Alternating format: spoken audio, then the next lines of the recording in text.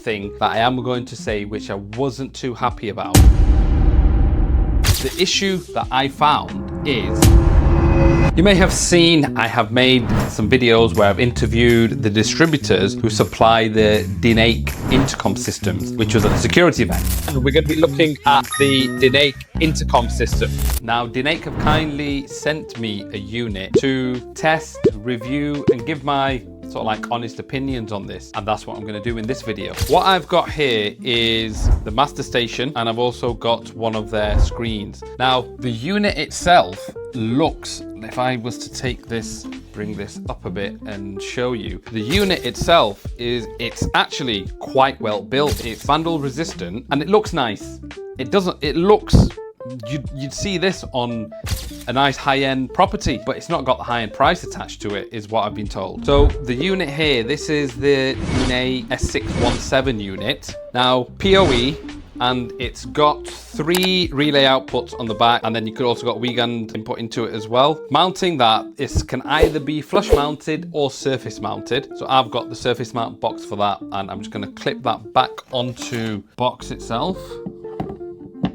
So you've got an 8-inch touchscreen here, and the methods of entry is you've got card, you've got PIN code, you've got facial recognition, you've got the app, and you've also got Bluetooth. So you've got multiple ways to actually enter with the door station. Programming it is actually very, very easy. It took me literally probably about 5 minutes.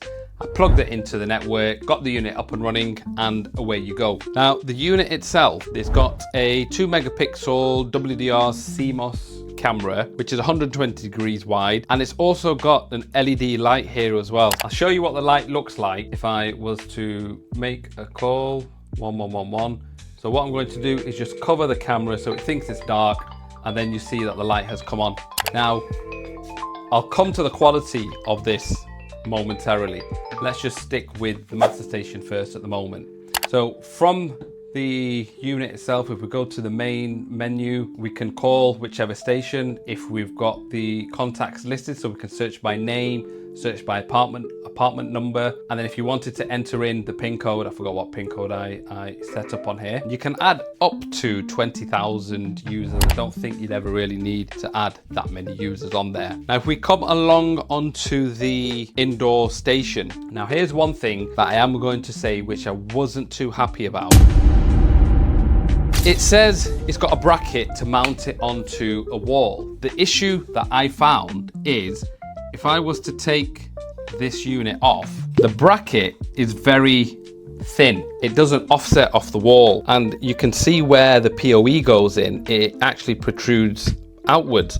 Even if I had a right angled one, it will still be an issue. They give this bracket for hollow wall, so you can actually make a cutout. That's a cutout you make on the wall, mount that on, and that fits on. However, as you can see what I've done, I've offset the unit back from the wall to allow the RJ45 plug to fit in.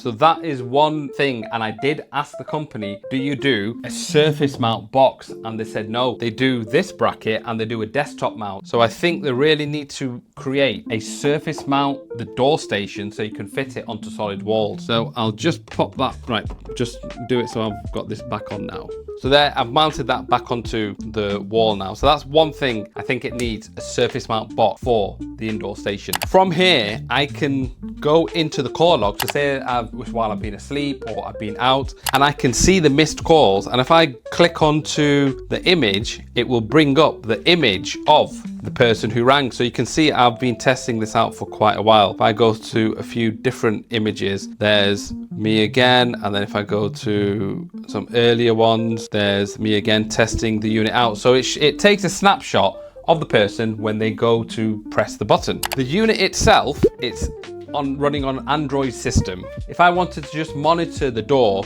I can literally just go to doors, and then because I've only got one door on here, it's already gone straight through to there. It shows that I am monitoring the door. So rather than having someone watching what's going on and you don't know someone's monitoring it, this tells you that's monitoring taking place, and I can see who's at the door. If I swipe across, I then have all the other settings, and one of the features that you can do with this device is I can stream in multiple IP cameras via RTSP stream. So if I was to press plus, it would then ask for the name of the camera and then also the RTSP URL. They've made use of having a screen not just for the intercom, but also stream in any other cameras that might be on the property. So as I've been testing it out, I personally think it looks nice. The aesthetics of the unit, nice, clean, it looks like it's a high-end unit. It's not from, let's say, something like made in like the 80s or so. They've made it clean, they've made it fresh, they've made it slim, they've made it aesthetically pleasing, something that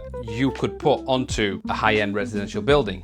So let's see what kind of features we've got with the unit. Door station, we've got multiple means of entry. So we've got card, we've got PIN code, we've got facial recognition, app, or Bluetooth. We've got 3 outputs for doors from the unit itself. We've got 120-degree wide-angle camera. You see there's a dual camera there. And we've also got a white LED, so for evening time, the LED will switch on. You can either get the unit in a surface or flush mount fitting. And with the monitoring station, this is a 10-inch set. Very simple, very easy to program, and the price is very competitive with a lot of the products that are out there on the market. I will pop down in the comments of the distributors where you can purchase from. So this is DNAKE IP monitoring station.